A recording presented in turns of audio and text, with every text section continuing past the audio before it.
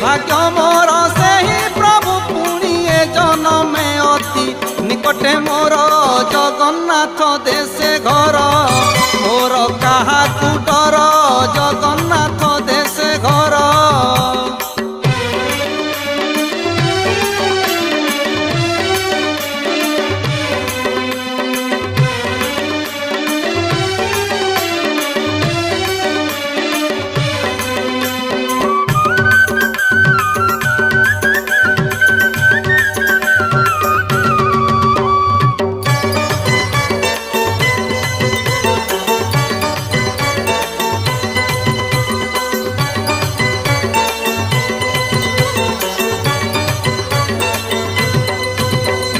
सातशो 50 कोश दूरे थाई डाक शुणी साल बेगर 750 कोश